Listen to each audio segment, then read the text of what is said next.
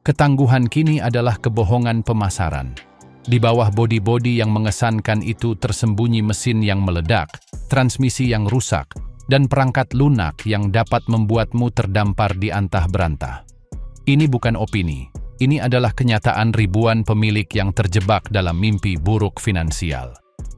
Hari ini kami mengklasifikasikan 15 pickup paling berbahaya di pasar. Dari yang biasa-biasa saja hingga yang benar-benar bencana. Jika kamu menghargai uangmu, hapus model-model ini dari daftar keinginanmu. Bersiaplah, karena nomor 1 adalah jebakan maut mewah. Kita mulai. Posisi 15, Hyundai Santa Cruz. Kami mulai di posisi nomor 15 dengan Hyundai Santa Cruz. Dan inilah masalahnya. Ini sebenarnya bukan truk pickup, dan masalahnya membuktikannya. Ini pada dasarnya adalah Tucson tinggi dengan bak kecil, dan transmisi kopling gandanya bahkan tidak bisa mengatasinya. Model 2022 dan 2023 adalah mimpi buruk mutlak. Pemilik melaporkan kehilangan daya sepenuhnya saat mengemudi. Kami berbicara tentang peringatan berhenti segera di tengah jalan raya dengan benar-benar nol akselerasi yang tersedia. Hyundai mengeluarkan penarikan kembali untuk model 2022 karena kegagalan pompa oli transmisi, tetapi secara misterius tidak memasukkan model 2023, meskipun sama sekali tidak ada yang berubah dalam desain. Transmisi kopling ganda bergetar, ragu-ragu, tergelincir, lalu kemudian menyerah sepenuhnya. Beberapa pemilik melaporkan transmisi mereka diganti 2 kali sebelum mencapai 20.000 mil. Dan ketika dealer tidak dapat menduplikasi masalah di bengkel, mereka hanya mengirimmu pulang sampai transmisi itu rusak parah di tengah lalu lintas. Lalu ada sistem kelistrikan yang sepertinya terus-menerus bermasalah. Infotainment membeku tanpa alasan, peringatan keamanan palsu setiap 5 detik, dan masalah dengan kontrol iklim yang membuatmu berkeringat atau membeku. Selain itu, bak kecil dan mesin dasar yang biasa-biasa saja berarti truk ini tidak cukup mumpuni untuk menjadi truk pickup sungguhan. Santa Cruz adalah upaya Hyundai untuk bermain di pasar truk pickup tanpa benar-benar memahami apa yang dibutuhkan pembeli pickup. Posisi 14, GMC Canyon. Ini adalah pil pahit bagi penggemar truk pickup karena Canyon terlihat tangguh dan mumpuni di foto. Namun, keandalannya menceritakan kisah yang sama sekali berbeda dan menakutkan. Masalah utamanya adalah elektronik yang tidak terkendali dan aktivasi keamanan palsu. Pemilik melaporkan bahwa sistem keamanan truk pickup, terutama pengereman darurat otomatis, melakukan pengereman tanpa alasan yang sah. Kamu bisa saja melaju di jalan tol dengan tidak ada apapun di depanmu, dan tiba-tiba truk pickup mengerem mendadak seolah mengira dinding bata muncul secara ajaib. Ini menakutkan dan berbahaya. Lalu ada masalah kabel mesin. Harness dapat bergesekan dengan komponen panas menyebabkan kabel terkelupas, yang menyebabkan kondisi tidak dapat di starter yang aneh dan perilaku mesin yang tidak menentu. Ini bukan kemunduran acak. Ini adalah kegagalan desain sistemik yang membuat pemilik terus-menerus terdampar. Dan inilah fakta yang menyakitkan. GMC Canyon memperoleh 1 dari 5 dalam skor keandalan yang diprediksi oleh Consumer Reports. Ini bukan salah ketik. 1 dari 5. Peringkat terburuk yang bisa mereka berikan. Mesin turbo 2,4 liter memiliki masalah penumpukan karbon dan masalah tambahan dengan harness kabel. Sistem infotainment rusak dengan sendirinya. Penarikan kembali dan pembaruan perangkat lunak bersifat konstan, tetapi setelah setiap perbaikan, sistem menjadi lebih sensitif dan meluncurkan peringatan palsu lebih sering. Posisi 13, Chevrolet Colorado. Colorado berbagi setiap masalah dengan kembarannya GMC Canyon. Sistem pengereman hantu yang menakutkan yang mengerem di jalan tol dengan kecepatan tinggi, turbo 2,4 liter yang bermasalah dengan penumpukan karbon, masalah harness kabel, dan sistem infotainment yang rusak. Consumer Reports memberikan kedua truk pickup ini peringkat keandalan 1 dari 5. GM menarik kembali lebih dari 57.000 truk pickup ini karena pengereman darurat palsu. Dan setelah perbaikan yang seharusnya, pemilik melaporkan bahwa sistem menjadi lebih sensitif dan terus-menerus meluncurkan peringatan palsu. Satu-satunya perbedaan antara Colorado dan Canyon adalah lencana di grill. Segala sesuatu yang lain, bencana keandalan, kegagalan bencana, frustrasi mutlak, adalah identik. GM pada dasarnya menggandakan masalah keandalannya pada dua nama model yang berbeda, berbagi setiap kegagalan bencana di antara kedua model tersebut. Posisi 12, Jeep Gladiator. Gladiator mencoba menjadi Wrangler dengan bak truk pickup. Tetapi kombinasi itu telah menciptakan bencana keandalan dengan 3 masalah besar yang Jeep belum perbaiki. Pertama, suara ketukan pengangkat yang terkenal dari Pentastar 3,6 liter. Lengan rocker gagal sebelum waktunya, mengirimkan serpihan logam melalui sistem oli Anda yang secara harfiah menggiling poros bubungan. Pemilik melaporkan mesin yang mulai terdengar seperti diesel sebelum kegagalan bubungan total. Ada gugatan class action yang aktif tentang ini, dan solusi Jeep adalah mengganti bagian yang rusak dengan komponen cacat yang sama persis. Ini seperti menaruh plester pada luka tembak. Lalu ada death wobble, guncangan depan yang keras dan tidak terkendali di atas 40 mil per jam. Jeep mengeluarkan perjanjian hukum yang memperpanjang garansi menjadi 8 tahun atau 90.000 mil, yang memberitahu Anda seberapa luas masalah ini. Penstabil kemudi gagal pada 11.000 mil. Ball joint aus sebelum 100.000 mil. Akhirnya, pengurasan baterai tambahan membuat pemilik terus-menerus terdampar. Kedua baterai gagal dalam 25.000 mil, dan dealer menolak menggantinya kecuali jika benar-benar mati. Ketika truk pickup off-road tangguhmu membutuhkan perawatan baterai yang konstan hanya untuk menyala, kamu memiliki masalah serius. Posisi 11, Ford F-150 Power Boost Hybrid. Ini adalah truk pickup terlaris di Amerika. Seberapa burukkah itu? Nah, ketika kamu menggabungkan sistem hibrida yang kompleks dengan transmisi Ford 10R80 yang sudah bermasalah, kamu mendapatkan mimpi buruk keandalan yang membuat pemilik truk pickup senilai $70.000 benar-benar mati di bengkel. Ford mengklaim bahwa mereka memperbaiki masalah transmisi yang terkenal dengan drum CDF, yang diperbarui pada akhir 2022. Peringatan spoiler, mereka tidak melakukannya. Pemilik model 2024 dan 2025 melaporkan pergeseran kasar, benturan, dan getaran yang sama persis. Seorang pemilik di Reddit melaporkan bahwa F-150 hibrida 2024. Mereka gagal total pada jarak hanya 4.900 mil dengan peringatan kerusakan transmisi. 4.900 mil pada truk pickup senilai $70.000. Powerboost memiliki modul listrik kompleks ini yang mengontrol segalanya, dan mereka gagal pada tingkat yang mengkhawatirkan. Kegagalan modul gateway dan modul perpindahan gigi secara harfiah dapat menjebakmu di posisi parkir atau memberimu pesan menakutkan berhenti sekarang juga saat kamu mengemudi di jalan tol. Kita berbicara tentang perbaikan ribuan dolar pada truk pickup yang seharusnya menjadi puncak keandalan Amerika. Ini tidak dapat diterima. Posisi 10, Toyota Tundra e-Force. Ini mengejutkan dan mengecewakan banyak pemilik Toyota yang loyal karena ketika orang membeli Tundra, mereka membelinya secara khusus karena keandalannya yang kokoh.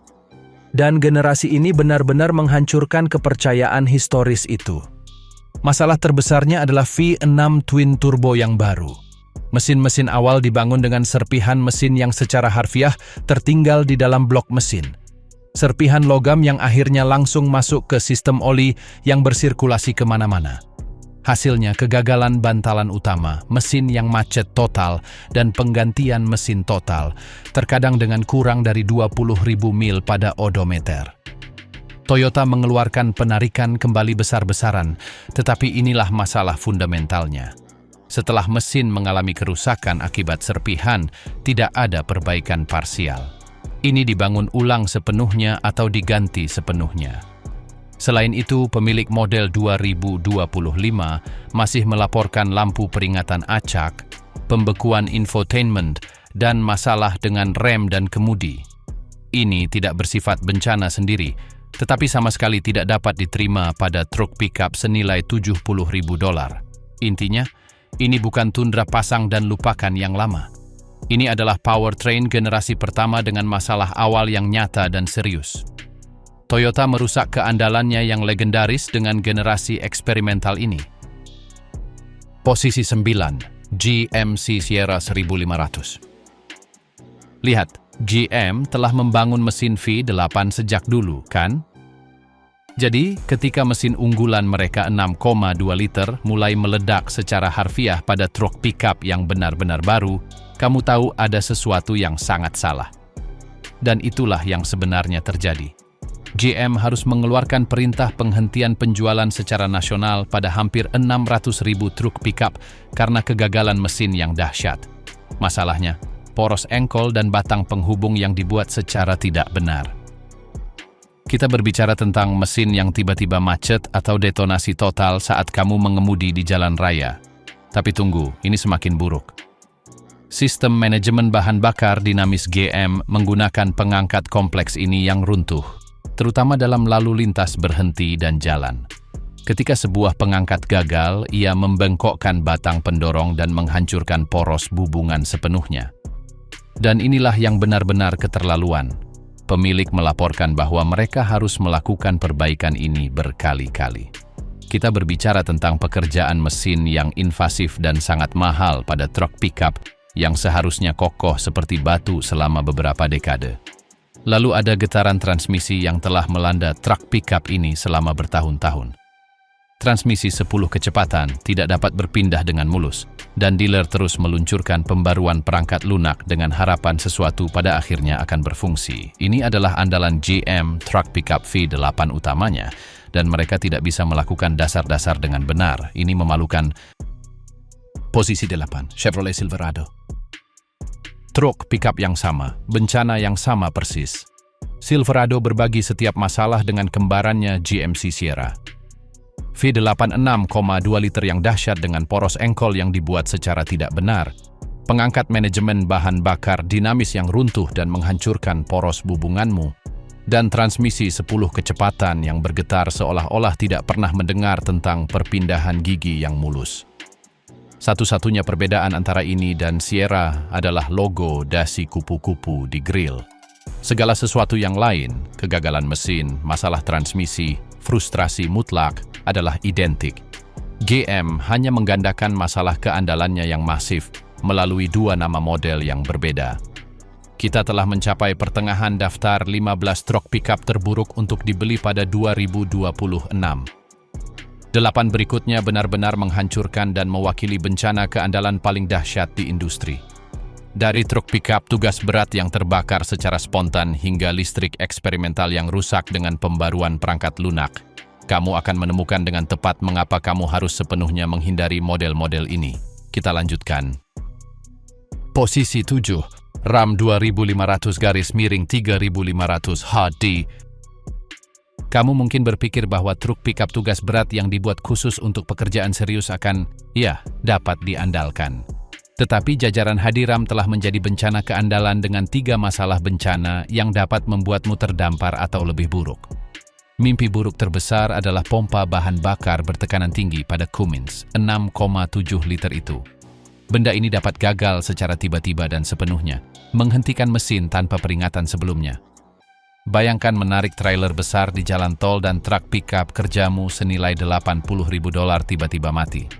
Tanpa daya, tanpa peringatan, hanya mati. Ini bukan hanya tidak nyaman, ini benar-benar berbahaya.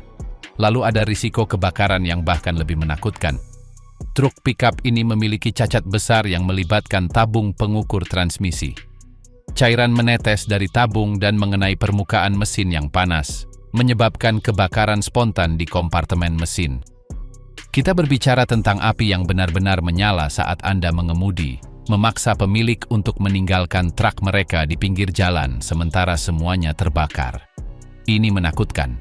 Kemudian ada TIPM. Modul daya terintegrasi penuh. Ini adalah otak kelistrikan truk.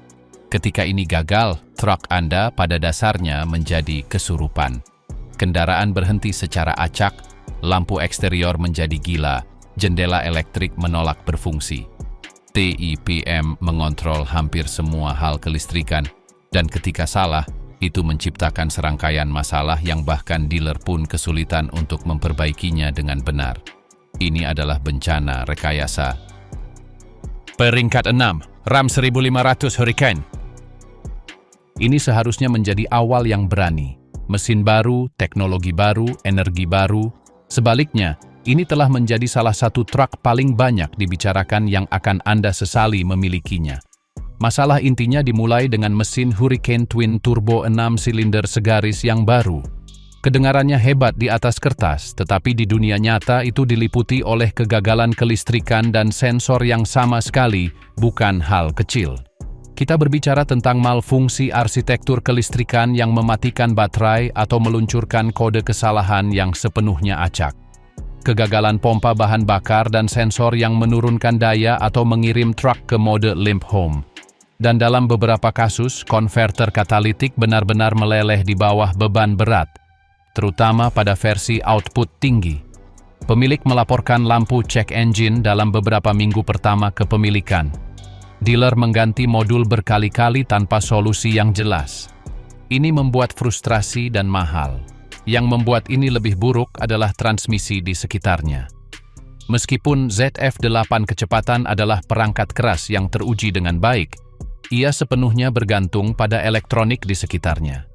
Ketika itu gagal, bahkan transmisi yang hebat pun tidak dapat menyelamatkan Anda dari bencana. Intinya, ini seharusnya menjadi revolusi bagi RAM. Sebaliknya, rasanya seperti produk tahun pertama dengan terlalu banyak ambisi dan keandalan yang belum teruji.